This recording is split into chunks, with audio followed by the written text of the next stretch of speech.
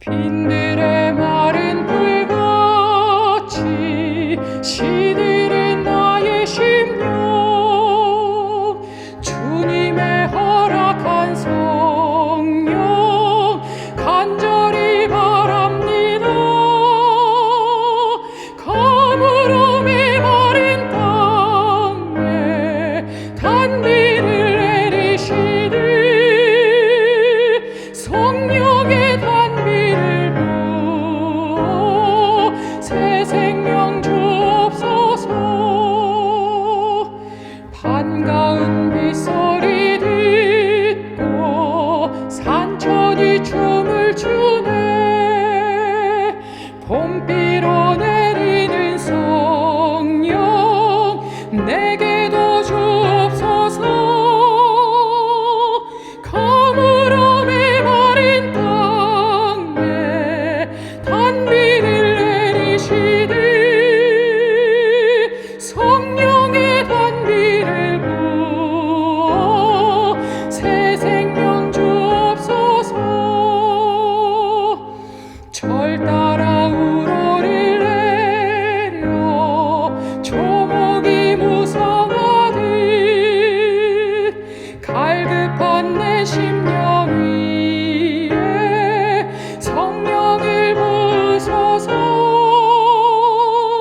가물음이 마른 땅에 단비를 내리시되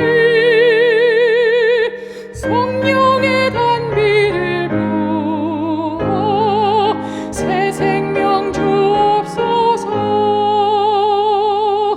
참되신 사랑의 언약 어길 수 있으리요. 주께서 흡족한 은혜 주실 줄 믿습니다. 가물음이 마른 땅에 단비를 내리시되 성령의 단비를 부어 새 생명 주옵소서.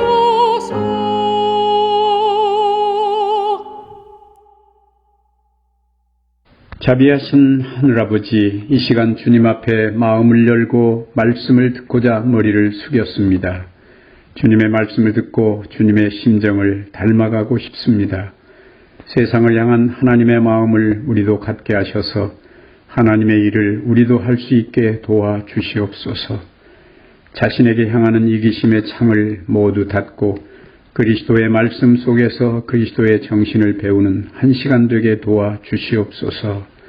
예수님의 이름으로 기도드리옵나이다. 아멘.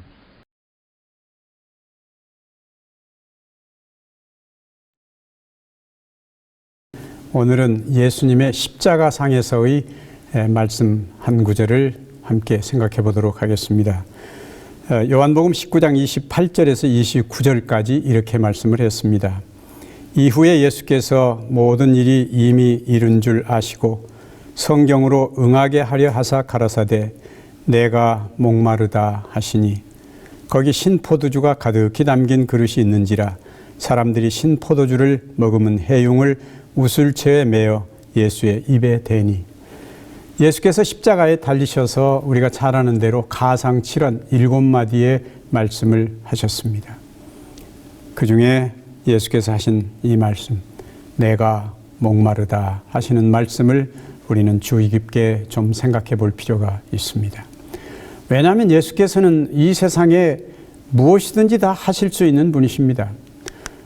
이 시편 50편 12절에 보면은 내가 가령 주려도 내게 이르지 않을 것은 세계와 거기 충만한 것이 내 것이미로다. 예수 그리스도께서는 하나님이시기 때문에 부족한 것이 없습니다. 뭐든지 원하시면 가지실 수 있는 것입니다. 그런데도 예수께서 십자가 위에서 내가 목마르다고 하신 것은 매우 이상하게 들리는 것입니다. 하나님도 목마르실까? 왜 예수 그리스도께서 목마르시다고 하셨을까? 물론 예수께서는 밤새도록 채찍에 맞으시고 피를 너무 많이 흘렸기 때문에 그 십자가 위에 매달려서 또 계속해서 피를 흘리기 때문에 인간적으로 갈증을 느끼실 것은 틀림없는 사실입니다. 그러나 이 매우 중요한 인류 구원을 위한 매우 중요한 이 시간에 예수께서 하신 이 말씀, 내가 목마르다 하신 말씀은 우리들을 좀 당황하게 하는 것입니다. 예수는 신성에 속한 분이며 또 인성에 속한 분입니다. 그렇기 때문에 비록 그분이 세상에 계시는 동안에라도 언제든지 그 하나님으로서의 능력과 완전히 접속되신 그런 분이었습니다. 또한 그 능력을 자신의 사역에 언제든지 자유롭게 사용하실 수도 있었습니다. 적어도 2번이나 예수님은 수천 명을 먹이셨습니다. 보리떡 5개와 물고기 2마리로. 요새로 말하면은 개떡 5개와 노가리 2마리라고 해야 할지 모르겠습니다. 우리가 흔히 우리가 먹는 그런 아주 시시한 것 가지고도 5천 명을 먹이신 그런 분이십니다. 그것도 2번이나 그렇게 먹이신 분이십니다. 또 요한복음 2장에서 보면은 예수님께서 물을 가지고 포도주도 만드셨습니다. 그런 분이, 물로 포도주를 만드시는 분이 얼마든지 목이 안 마르게 할 수도 있고 공중에 물그릇이 떠와서 마실 수도 있었을 것입니다. 그러나 예수님은 내가 목마르다고 그렇게 하시는 것입니다. 마태복음 17장 24절에서 27절에 보면은 이 사람들이 와서 성전세를 받으러 왔습니다. 이스라엘 백성들은 모든 남자들은 1년이면 반세겔을 성전세로 내야 합니다. 이것을 원래 성전에 갈 때 거기 냅니다마는 성전에 가서 내지 못하는 사람들을 위해서는 받으러 다니기도 해요, 사람들이. 그래서 이 성전세를 받으러 온 사람들이 왔습니다. 반세겔을 내라는 것입니다. 그때 베드로가 제대로 알지도 못하면서 너희 선생님은 안 내느냐? 우리 선생님도 낸다고. 선생님 보고는 물어보지도 않고 선생님도 낸다고 그렇게 얘기를 했습니다. 그래서 베드로가 와서 예수님께 예수님, 선생님, 저 성전세 받으러 왔는데 선생님 목 반세겔 내십시오. 이렇게 얘기를 하는 것입니다. 그때 예수께서 왕의 아들도 세금을 내느냐? 왕의 아들은 안 내지요. 거기까지만 예수님이 말씀하셨습니다. 그리고 너 가서 저기 가서 낚시를 바다에 던져서 처음 올라오는 고기를 열어보면 거기 한 세겔이 들어있을 것이다. 그러니 너와 내 것 함께 내라고 그렇게 말씀하셨습니다. 베드로가 정말로 가서 낚시를 해보니까 거기 한 세겔짜리가 나오는 것입니다. 예수께서는 돈이 필요하면 물고기에게서도 돈을 꺼내실 수 있는 그런 분이십니다. 예수께서 그런 수많은 기적을 행하셨습니다. 그런데 참으로 중요한 것은 예수님의 그 많은 기적 중에 자기 자신을 위해서 기적을 행하신 적은 한 번도 없다는 사실입니다. 그건 다 남을 위해서 행하신 기적입니다. 예수께서는 자기 자신을 위해 음식을 5천 명을 먹이셨지만 자기 자신을 위한 음식을 만들지 않으셨습니다. 포도주도 자신이 마시기 위해서 만든 것이 아니었습니다. 폭풍을 잠재운 것도 제자들을 구원하시기 위해서 폭풍을 잠재우신 것입니다. 자기가 구원하기 위해서 폭풍을 잠재우신 것이 아닙니다. 이런 모든 기적이 모두 남을 위해서 이루어진 것이고 그의 신성한 능력을 자신의 필요를 채우기 위해서 사용하신 적은 한 번도 없다는 사실입니다. 우주의 임금님, 육신을 쓰신 전능하신 하나님이 지금 물을 찾고 계시는 것입니다. 누구 나에게 물 좀 갖다 다오. 내가 목마르다. 내가 목마르다는 말은 사실 누가 나에게 물 좀 달라 그런 말입니다. 우리는 성경 가운데서 히브리서 2장 17절에서 저가 범사의 형제들과 같이 되셨다고 말씀을 합니다. 2장 18절에서는 자기가 시험을 받아 고난을 당하셨다고 말합니다. 예수님은 자기 형제들, 그와 함께 있었던 사람들 또는 제자들과 함께 모든 시험을 같이 받으셨고 받으신 고난으로 순종함을 배우신 분입니다. 다시 말하면 예수님은 그야말로 인간이 되신 것입니다.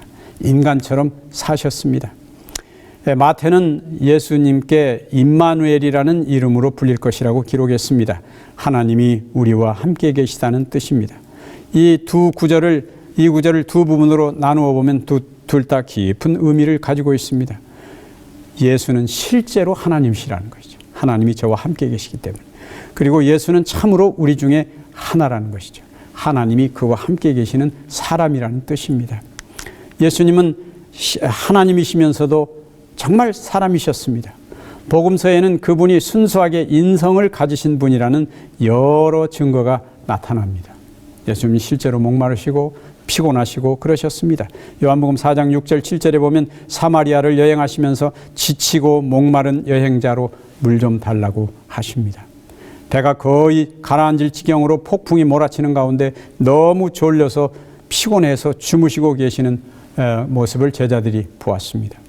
좋은 음식과 좋은 음료를 또 즐기셨습니다. 인간적인 친절에 대해서도 매우 고마워하셨습니다. 막달라 마리아가 예수님에게 아주 비싼 향유를 드렸을 때 아주 그를 대단히 칭찬하셨습니다. 낙심하고 스트레스를 받았을 때 친구들의 도움을 요청하셨습니다. 그가 내일 십자가를 져야 하는 그런 상황에서 겟세마네 동산에 들어가서 그는 기도하면서 당신의 제자들에게, 친구들에게 나를 위해서 좀 기도해 달라고 부탁하시기도 하시는 것입니다. 그분은 실제로 사람이셨습니다. 많은 경우에 그런 인간적 모습을 보이셨습니다. 지금 하나님의 아들이 십자가에 달려 돌아가시면서 평범한 인간의 호의를 받고 싶어 하시는 것입니다. 물 한 잔 누가 갖다 달라. 내가 목마르다.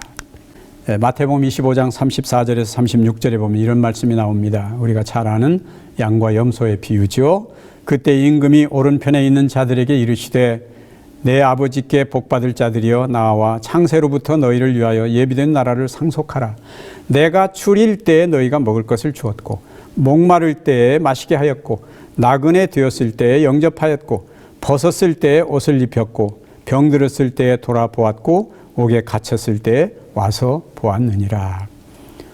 제자들이 우리가 언제 그렇게 했습니까? 그럴 때 예수께서 지극히 여기 마태복음 25장 40절에 내가 진실로 너에게 이르노니 너희가 여기 내 형제 중에 지극히 작은 자 하나에게 한 것이 곧 내게 한 것이니라고 말씀을 하십니다. 예수께서는 끊임없이 남을 돕는 일, 그리고 여기 이사야 58장 6절 7절에서 나의 기뻐하는 금식은, 너희들이 금식을 하고 밤에 철야를 하고 기도를 하지만 내가 정말 기뻐하는 금식은 줄인 자에게 내 식물을 나눠주며 유리하는 빈민을 내 집에 들이며 벗은 자를 보면 입히며 또 네 골육을 피하여 스스로 숨지 아니하는 것이 아니겠느냐. 자비를 베푸는 것, 남에게 사랑을 베푸는 것, 이것이 바로 그 어떤 금식 기도, 어떤 철야 기도보다도 더 중요하다는 말씀을 하십니다. 이 잠언 19장 17절을 현대인의 성경에서는 이렇게 말합니다. 여호와께 빚을 지신다는 말을 들어본 적이 있느냐. 가진 것 없어 가난하게 사는 이를 마음 아파하며 친동기간처럼 아끼는 것은 여호와께 빚을 주는 것이니 반드시 갚아주실 것이다. 예수 그리스도께서는 인간의 사랑이라고 하는 것이 무슨 철학이나 신학이 아니고 매우 실제적인 것이라는 것입니다. 목마른 사람에게 물 한 그릇 주는 것, 그것이 진정한 사랑입니다. 배고픈 사람에게 밥 한 그릇 주는 것, 사랑이라는 것은 우리가 만질 수 있고 느낄 수 있는 것이 사랑입니다. 고상한 무슨 철학적 이론이 아닙니다. 예수께서는 그래서 사람들에게 그렇게 베푸셨고 치료하셨고 음식을 나눠 주셨습니다. 그것이 하나님께서 원하시는 사랑입니다. 여기 요한일서 3장 18절을 현대인의 성경은 이렇게 말합니다. 자녀들이여 사랑한다고 혀에 발린 말을 이제 그만두고 진정으로 서로 사랑합시다. 그리고 사랑을 우리의 행동으로 보여줍시다.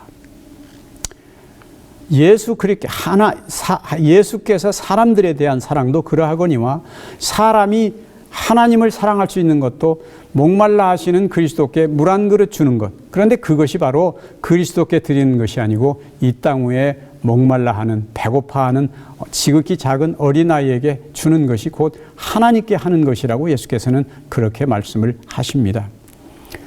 저는 이런 생각을 합니다.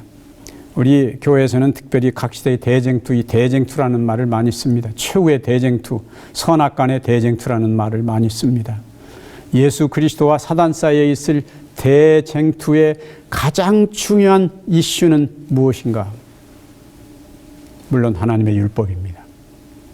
그 하나님의 율법의 핵심은 사랑입니다. 사랑의 핵심은 무엇인가?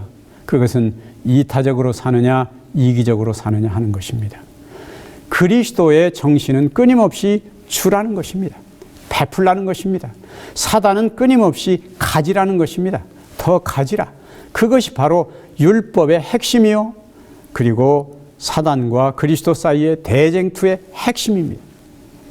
오늘날 우리는 이타적으로 사는가, 이기적으로 사는가 하는 것입니다. 하나님의 거룩한 아들이 인간적 도움을 필요로 하셨습니다. 내가 목마르다. 그러나 여러분, 그것은 그리스도께서 목마르신 것이 아닙니다. 예수께서는 2번 내가 목마르다는 말을 하셨어요. 한 번은 십자가 위에서 하셨고, 한 번은 저 사마리아 우물가에서 물 깃는 여인에게 나에게 물 한 잔 달라고 했습니다. 그러나 우리가 그 2가지를 자세히 읽어보면 예수께서 물을 얻어 자신 기록이 나오지 않습니다. 십자가 위에서도 거기 어떤 군병이 너무 참 불쌍했던지 거기 식초, 이거는 마취제입니다. 그거를 소음 같은 데 적셔서 높이 달아서 예수님의 입술에 대했지만 예수께서 맛을 보시고 잡수시지 않았습니다. 자기의 고통을 그런 마취제로 경감시키기를 원하시지 않으셨던 것입니다. 또 사마리아 우물가에서 물을 좀 달라고 했지만 그 이야기하다 엉뚱한 대로 같이 여자가 물을 준 기록은 없습니다. 예수께서는 목이 마르셨습니다. 진정한 사랑을 가진다는 것은 목이 마른 것입니다. 자녀들이 아팠을 때 부모는 목이 마릅니다. 애를 태우다 목이 마른 것입니다. 우리는 진정한 사랑을 가진 사람은 목이 마르게 되어 있습니다. 제가 오래전에 우리 동성학교를 세우셨던 이재현 집사님 말씀을 들은 적이 있습니다. 그분은 수많은 학생들에게 장학금을 주셨습니다. 몇백 명의 학생들에게 장학금을 주셔서 오늘날 많은 사람들이 훌륭하게 됐습니다. 근데 한 번은 그분이 그런 이야기를 제게 하시는 것입니다. 나는 그런 사람들의 장학금을 주기 위해서 돈이 없어가지고 은행에 가서 돈을 빌리기 위해서 내가 몇 번이나 은행 문 앞에 서 있었던 적이 있었다. 내 돈 없으면 뭐 없다고 하면 되지만은 그분은 그 불쌍한 아이들을 생각할 때에 그걸 견딜 수가 없어서 은행에 가서 돈을 빌려서 그들에게 장학금을 준 것입니다. 그것이 오늘날 수많은 젊은이들을 잘 길러서 이 국가의 여러 곳에 일을 하고 있습니다. 저는 몇 년 전부터 아프리카에 특별히 에티오피아를 돕고 있습니다. 이 에티오피아라는 나라는 그 아프리카에서 아주 한때는 1등 국가였습니다. 그러나 이 에티오피아에 우리 교회 선교사가 맨 처음 들어간 것은 1928년이었습니다. 엘렌 화이트 대쟁투 학원에서 중세기의 그 암흑 시대에도 하나님의 율법을 지키는 신실한 사람들이 있었다. 그 중에 에티오피아와 비시디니아가 있었다고 기록을 했습니다. 이 기록을 보고 우리 교단의 많은 젊은이들이 에티오피아에 가려고 했지만 길이 막혀서 가지를 못했습니다. 외국 선교사들을 받지 않았기 때문에. 그러다가 1928년에 노르웨이 2 선교사가 최초로 에티오피아에 들어갔습니다. 그들이 가서 의사인데 그들이 얼마나 열심히 일을 했는지 황제가 감동이 됐습니다. 셀라시아 황제가 감동이 되어서 그 황궁 안에다가 우리 교회 병원을 지어줬습니다. 그리고 거기서 한 1km쯤 떨어진 곳에 황후의 이름으로 또 우리 병원을 지어줬습니다. 지금 에티오피아 연합회가 있는 그 꽤 큰 땅인데 그 땅도 황제가 직접 하사한 것입니다. 이 에티오피아의 황제는 우리 교회에 대해서 특별히 깊은 관심을 가졌던 분이고, 그 다음에 당시에 여러분들의 증언을 들어보면 이 2 선교사는 정말 언론에 알려지지 않아서 그렇지 시바이처 못지않게 일을 했습니다. 그분들이 거기서 일하고 거기서 끝내 목숨을 바쳐서 일하다가 거기 무덤도 있습니다. 이 에티오피아가 1936년에 저 이태리의 침공을 받았습니다. 무솔리니가 쳐들어왔는데 그 전까지는 한 번도 접은 적이 없었지만은 그때 비행기 13대에다가 그 독가스를 싣고 와가지고 그냥 온 에티오피아에 퍼부었습니다. 그래서 수만 명이 죽었습니다. 그래서 할 수 없이 셀라시 황제가 영국으로 망명을 가서 당시에 국제연맹 정식 회원국이기 때문에 거기에 가서 간절히 호소를 했습니다. 우리도 도와달라고. 우리를 무기를 살 수 있게만 도와달라고. 저 군대를 보내달라는 것도 아니라고. 그러나 아무도 도와주지 않았습니다.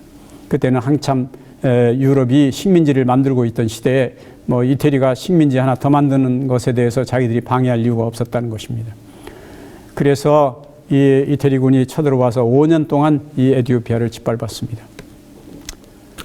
그래서 일어난 것이 1936년에 이태리가 에티오피아를 침공하고 1939년에 일본이 만주를 침공해서 시작된 것이 제2차 대전입니다. 이 국제연맹이라는 것이 유야무야하게 된 것입니다. 국제연맹이라는 것은 그 집단 방어 체제, 즉 강대국이 쳐들어올 때 작은 나라들이 힘을 합쳐서 막자는 것이었는데 그게 그만 유야무야 되어버리고 만 것입니다.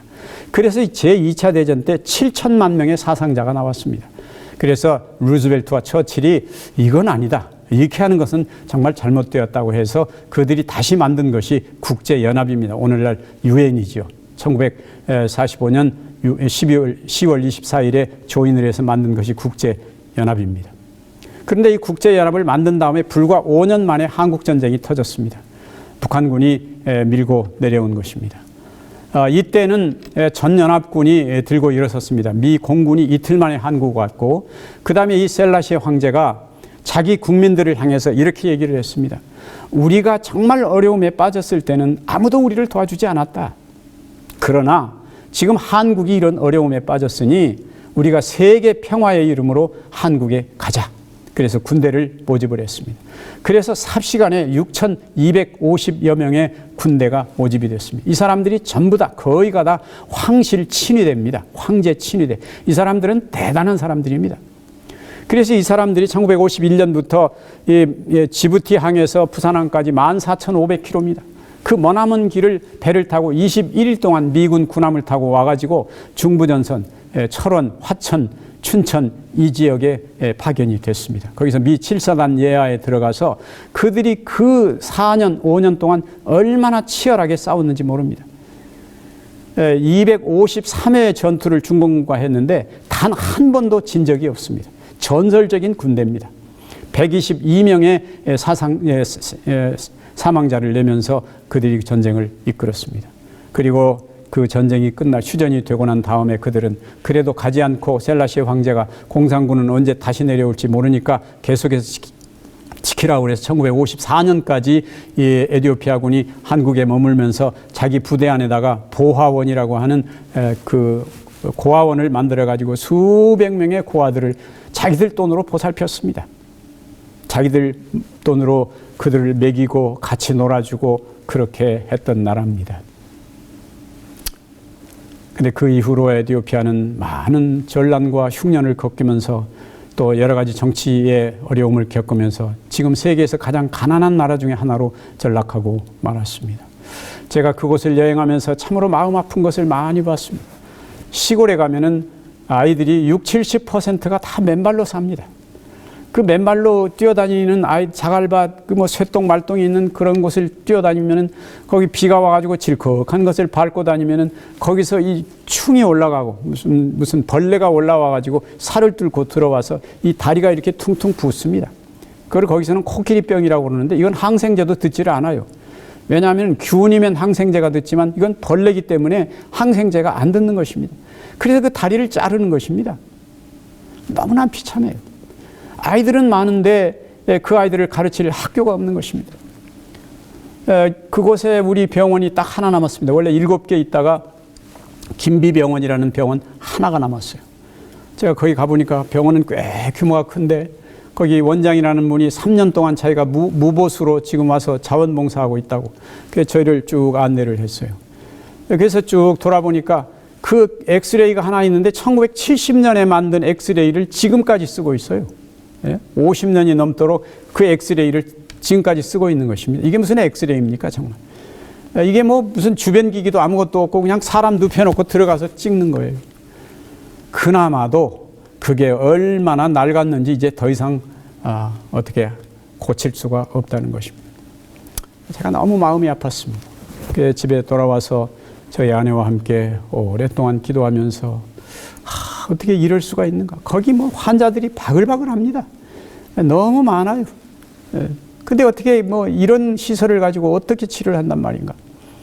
기도하는 중에 제가 재작년에 어느 곳에 가서 집회를 하게 됐습니다. 그래서 아프리카 이야기를 했어요. 에티오피아 이야기를 했어요. 그랬더니 어떤 미국에서 오신 젊은 집사님이 좀 만나자고 그래요. 그래서 왜 그러시느냐 그랬더니 자기가 거기를 돕고 싶다는 것입니다. 그래서 얼마나 드느냐. 제가 거기 연합회장에게 알아봤더니 8만 달러가 든다는 것입니다. 8만 달러는 엄청난 돈입니다. 거의 9천만 원 가까이 드는 돈인데 이분이 말씀하시기를 내가 다 도우면 좋겠는데 돈이 없어서 지금 좀 어려워서 내가 5만 불을 돕겠다. 세상에 이게 얼마나 기가 막힌 일입니까? 그래서 제가 바로 연락을 했어요. 거기 연합회장에게 여기 5만 불이 됐으니 기계를 주문하라. 제가 한국산으로 하려고 봤더니 또 고장나면 누가 가서 늘 고치겠습니까? 그거. 그래서 거기 와 있는 가장 좋은 걸로 하라고 그랬더니 스웨덴제로 그게 8만 불이 든다는 것입니다. 그래서 이 5만 불 여기 됐으니까 내가 3만 불은 앞으로 한 두세 달 후에 들어갈 텐데 내가 어떻게든 돈을 마련해 가지고 갈 테니까 기계 주문해서 설치하라고. 그랬더니 거기 연합회장에서 편지가 메일이 왔어요. 이런 기막힌 기적이 세상에 어디 있느냐. 왜냐하면 한 달 전에 그 기계가 완전히 망가져 버렸다는 겁니다. 엑스레이도 망가지고 초음파기도 망가지고 모든 검사기기가 그들이 가진 게 다 망가졌어요.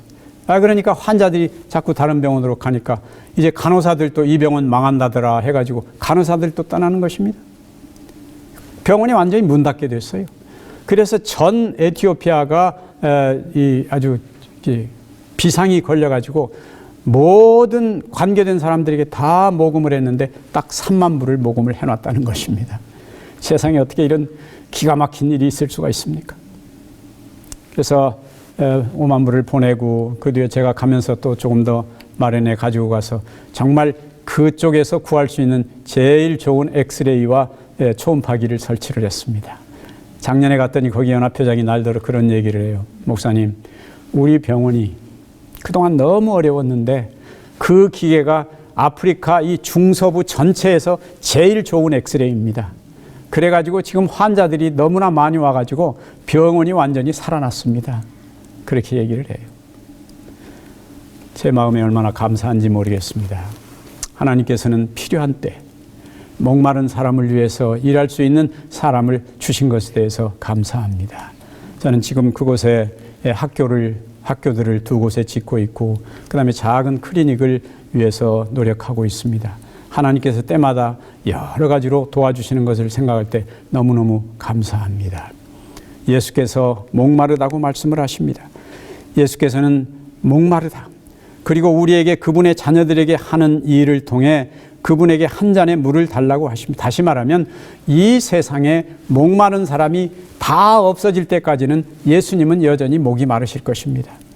왜? 사람이 목마르실 때, 그분이 아끼시는 사람이 목마르실 때 하나님이 목마르신 것입니다. 그리고 그들에게 물을 주라고 말씀하십니다. 그 지극히 작은 자 하나에게 한 것이 곧 내게 한 것이라고 말씀을 하는 것입니다. 마태복음 25장 40절 다시 읽겠습니다. 임금이 대답하여 가라사대 내가 진실로 너희에게 이르노니 너희가 여기 내 형제 중에 지극히 작은 자 하나에게 한 것이 곧 내게 한 것이니라 하시고. 사랑하시는 여러분, 우리가 살아가면서 이타적인 삶을 사시기 바랍니다. 내가 얼마든지 좀 더 가지고 좀 더 얻고 좀 더 뭘 소유하고 이것은 사탄의 정신입니다. 우리는 이제 좀 더 베풀고 좀 더 나누어주는 것이 그리스도의 정신입니다. 그건 그리스도와 사단 사이의 싸움이 아니고 내 가슴 속에 있는 싸움입니다. 이기심과 이타심의 싸움입니다. 적더라도 내 이웃을 도우시기 바랍니다. 목마른 내 이웃이 목말라 할 때 주님이 목말라 하십니다. 제가 이 부족한 솜씨로 찬미가 가사를 하나 썼습니다. 내가 목마르다는 제목인데 이것을 우리 서옥선 선생님이 작곡을 해주셔서 이제 노래로 부르게 됐습니다. 내 주님 골고다 거친 바윗길을 맨발로 끌려가실 때 밤새도록 채찍 맞아 찢긴 등에 흐르던 피, 상한 발 자국자국 붉은 꽃잎 이뤘네. 아, 저 먼 골고다 비틀거리며 쓰러질 때 타는 목 마른 입술 적실 물 한 모금 줄 리 없었네. 조롱과 거친 욕설에 귀담아 듣느니 하나 없었네. 내 주님 강물과 대양 만드시고 바위에서 샘물 내시니 목마른 자 내게 와서 영생하는 물 마시라. 물이 바 바위에도 샘물 솟게 하신 주, 아, 저 십자가에 한 방울도 남김없이 흘리신 붉은 피 솟는 보혈 영원히 가라지 않는 물이라. 온 세상 타는 갈증을 너 가서 채우라 부탁하시네. 사랑하시는 여러분, 예수님은 지금도 십자가 위에서 내가 목마르다고 외치고 계십니다. 이 세상에 목마른 사람이 너무 많기 때문입니다. 육신의 목마름뿐만 아니라 영혼이 칼하여 말씀을 듣지 못해서 죽어가는 수많은 목마름이 있습니다. 우리는 예수님의 그 목소리를 들으면서 어떻게 할 것인가? 우리가 십자가 앞에 서 있었다면 물론 우리는 목숨을 무릅쓰고라도 예수님께 물 한 그릇을 드렸을 것입니다. 우리는 그때 하지 못했습니다. 그러나 지금 우리는 그렇게 할 수 있습니다. 내 이웃에, 저 아프리카에, 북한에 참으로 어렵고 힘든 많은 사람들이 있습니다. 복음을 갈급하는 사람들이 있습니다. 그들을 위해서 여러분 작은 정성이라도 매달, 매주 그리고 정기적으로 드리시기를 바랍니다. 그것이 바로 여러분의 이기심을 치료하고 그리스도를 닮아가는 진정한 그리스도의 사람이 될 수 있는 길입니다. 예수께서 말씀하시기를 여기 지극히 작은 자 하나에게 한 것이 곧 내게 한 것이라고 말씀하십니다. 여러분, 그리스도께 물 한 그릇을 드리시게 되기를 간절히 바랍니다. 감사합니다.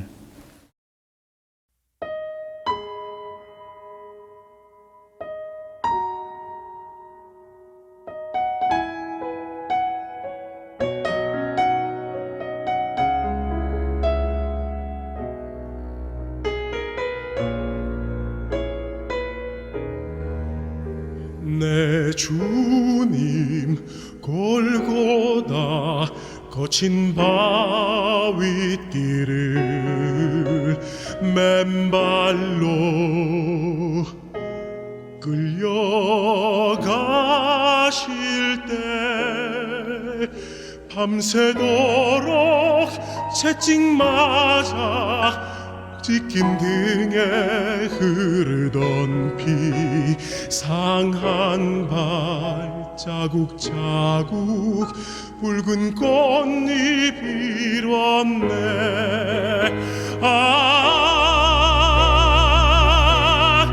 저먼 골고다 비틀거리며 쓰러지실 때 타는 목 마른 입술 적실 물 한 모금 줄이 없었네. 조롱과 거친 욕설에 귀담아 듣느니 하나 없었네.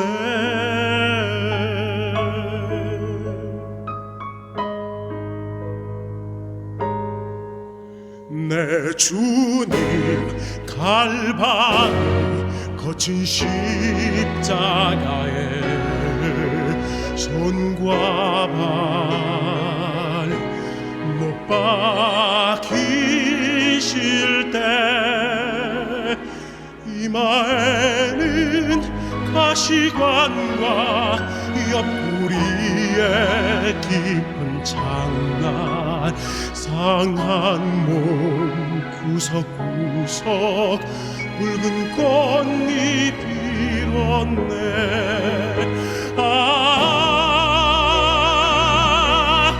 저먼 갈바리 목이 마르다 외치실 때 타는 목 마른 입술 적실 물 한 모금 줄이 없었네.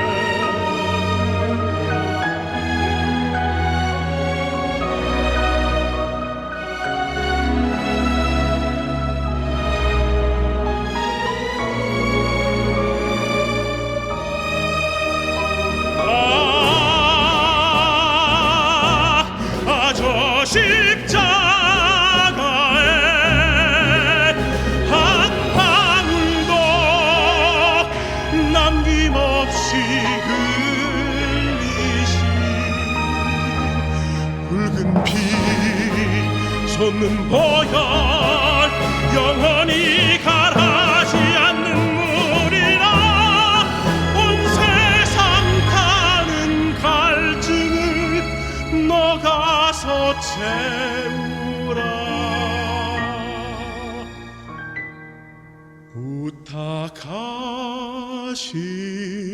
부탁하시네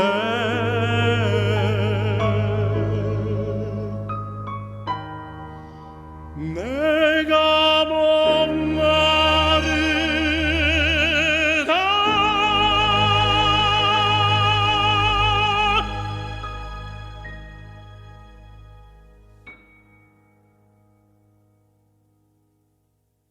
하늘에 계신 우리 아버지, 우리 주님께서는 가난한 자, 고통당하는 자 곁에 함께 계시기 위해서 하늘 보좌를 버리고 이 땅에 오셨습니다.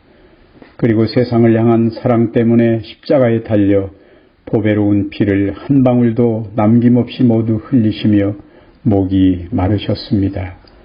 이 시간 우리는 아직도 세상에 가난하고 고통당하는 사람들에 대한 사랑 때문에 여전히 목이 마르신 주님의 음성을 마음으로 들었습니다. 지극히 작은 자 하나에게 물 한 그릇 주는 자가 바로 주님께 드리는 것이라고 말씀하셨습니다. 우리도 그런 심정으로, 주님의 심정으로 세상의 목마른 자들의 요침에 무심하지 않게 도와주시옵소서. 작은 실천으로 주님의 심정을 우리도 갖게 하여 주시옵소서. 우리 애정과 관심으로 세상이 조금이라도 더 따뜻해지도록 도와주시옵소서. 팬데믹 때문에 지치고 피곤한 이웃들에게 우리의 사랑과 정성이 위로로 전해질 수 있도록 도와주시옵소서. 우리를 위해 마지막 한 방울까지 보혈을 흘리신 예수님의 이름으로 기도드리옵나이다. 아멘.